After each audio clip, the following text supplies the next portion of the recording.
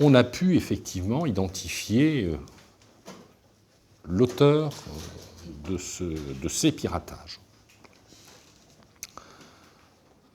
qui a reconnu les faits. Le piratage s'est déroulé selon le scénario suivant. Il a été installé sur les serveurs du CHPG donc un virus, et ce virus a été activé donc quelques mois plus tard, aux dates qui sont rapportées donc, dans le support papier que vous avez. Et l'auteur des faits, qui est un ancien donc, contractuel du service informatique du CHPG, a fait de la sorte que ce premier virus soit activé après son départ. Ce premier piratage donc, a eu pour effet de ralentir considérablement l'activité des serveurs du CHPG. Le second piratage était beaucoup plus sophistiqué, si j'ose dire, parce qu'il a été réalisé à distance. À partir de Nice, l'attaque a été lancée, et donc, au travers de la messagerie de ce chef de service informatique, a été adossé donc, 2 fichiers comportant des données nominatives sur les identités, le niveau de rémunération, la situation donc, personnelle de l'agent hospitalier, et ça a été diffusé, donc, comme vous le savez, à grande échelle, car ça a connu un retentissement donc, certain dans vos différents médias. Quel était l'objectif de cet ancien salarié ? Il était de se venger de ce qu'il croyait donc une profonde injustice, faisant suite donc à son licenciement à l'automne 2015. Vous savez qu'il a été commis au mois d'août et que c'est évidemment un vol qui n'a pas manqué de susciter beaucoup d'intérêt, bien qu'il soit commis sans effraction, tant en raison de la personnalité de la victime que des circonstances de commission des faits. Alors donc, l'enquête qui a été diligentée par la Sûreté publique sous l'autorité du procureur général a permis de déterminer assez rapidement que les faits avaient été commis sans doute plusieurs jours avant leur découverte. Donc ça, c'est un premier élément.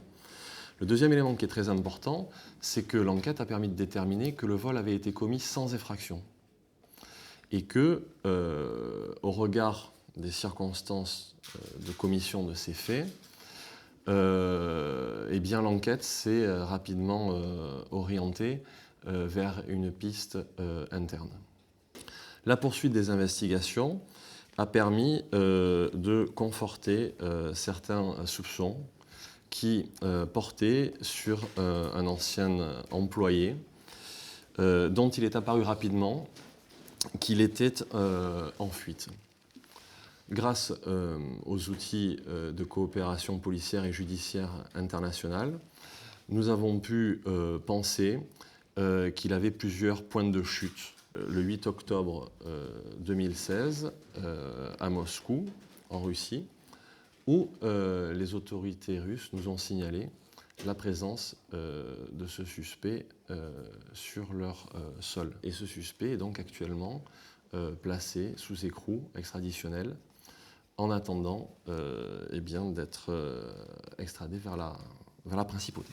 Il semble qu'on ait eu affaire à une bande assez organisée, assez structurée, et dans les circonstances qui vont être précisées par M. Bastide dans un instant, on a réussi, je crois, là aussi il faut saluer le travail de la Sûreté publique, à identifier un des donneurs d'ordre de cette organisation, donc dimension internationale, et il me paraissait important, effectivement, de vous montrer, à travers ce dossier, le travail qui est réalisé en interne, ici, en principauté, mais aussi en collaboration non plus avec les Russes, mais avec les autorités allemandes.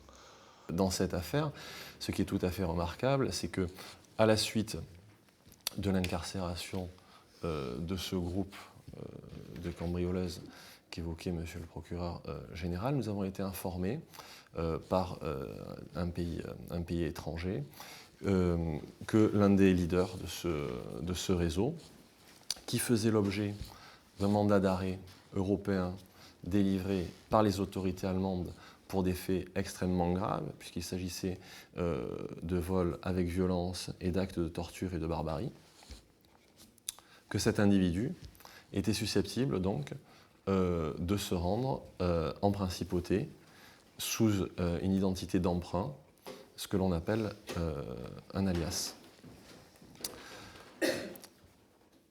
On a donc sensibilisé différentes entités, dont notamment la maison d'arrêt, et c'est un surveillant de la maison d'arrêt qui a repéré cet individu qui lui a semblé suspect. Et là, il y a eu un excellent travail de la division de police urbaine, des agents de police qui ont procédé au contrôle de cet individu, qui l'ont ensuite remis à la division de police judiciaire et qui a constaté qu'effectivement, cet individu était porteur de faux documents d'identité et qu'il était bien le leader de ce réseau, cette bande organisée, qui était visée par le mandat d'arrêt européen délivré par les autorités allemandes.